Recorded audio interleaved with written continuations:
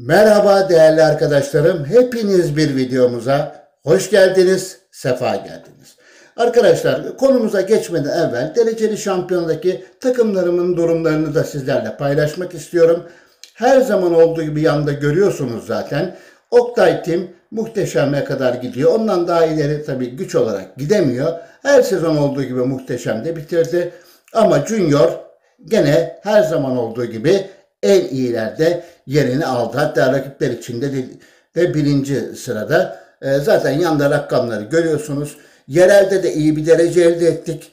Onu da yanda görüyorsunuz arkadaşlar. Böylece bunları da paylaşmış olayım dereceli şampiyona ile alakalı ilgili olarak. Arkadaşlar şimdi hemen konumuza geçmek istiyorum. Bir evvelki videoda takım anlayışımıza göre hücumla ilgili varyasyonları dilimin döndüğünce sizlerle paylaşmak istemiştim. Tabii ki yeni başlayan kardeşlerime yönelik. Yani oyunun zaten duayenleri için, eskiler için bunlar çok rahat bilgiler. Ama ben yine yeni başlayan kardeşlerim için bugün de bölüm 2 diyoruz ve savunma kısmına geçiyoruz. Takım anlayışımıza göre savunma nasıl olmalı, nasıl olabilir? Bununla ilgili kısa bilgiler vererek videoyu, seriyi kapatmak istiyorum değerli arkadaşlar. Şimdi arkadaşlar, önce sert savunma, zaten savunma, normal, hücum ve sert hücum gibi 5 tane takım anlayış seçeneğimiz var. Bir evvelki videoda zaten bunun hücum kısmını söylemiştik. Arkadaşlar, şimdi sert savunma oynuyorsak, pres tarzını kesinlikle yüksek yapmamalıyız. Zaten hiçbir kademede aslında yüksek yapmamalıyız.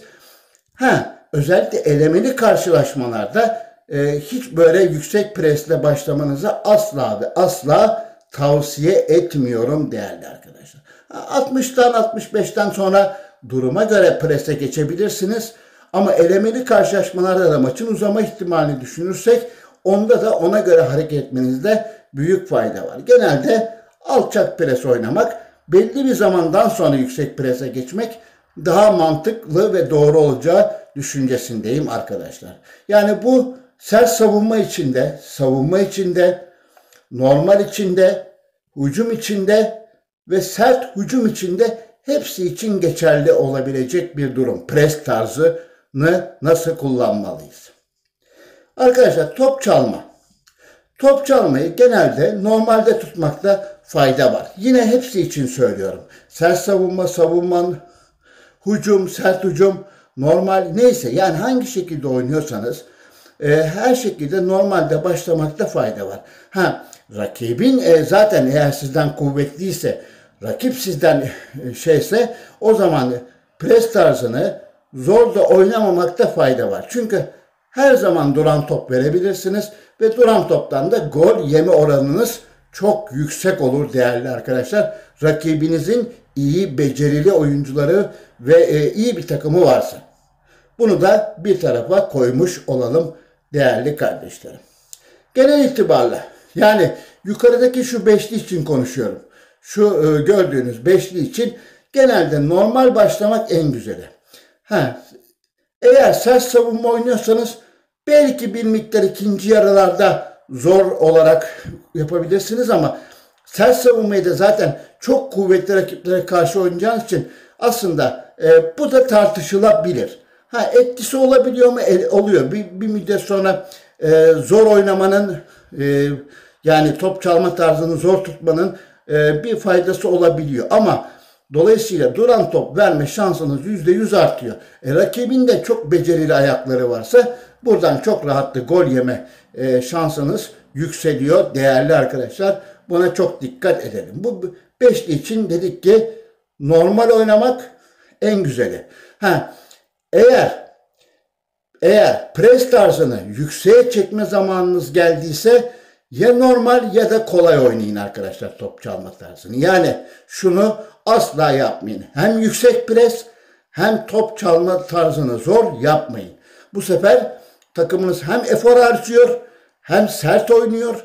Dolayısıyla rakibe büyük oranda avantaj veriyorsunuz arkadaşlar.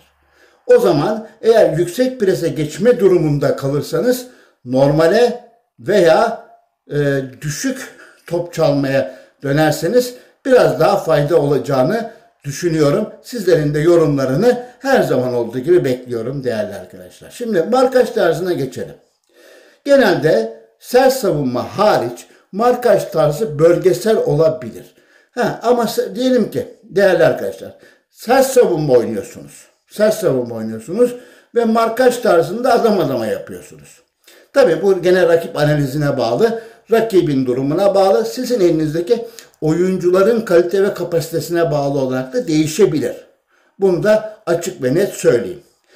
O zaman arkadaşlar offside taktiğin eğer sert savunma oynuyorsanız, bakın sert savunma, adam adama ve kapalı oynuyorsanız en makulü budur. Eğer offside taktiğini açarsanız zaten arkadaşlar adam adama da defansınız bir hayli fazla enerji harcayacaktır. O zaman kesinlikle yüksek pres oynamayın.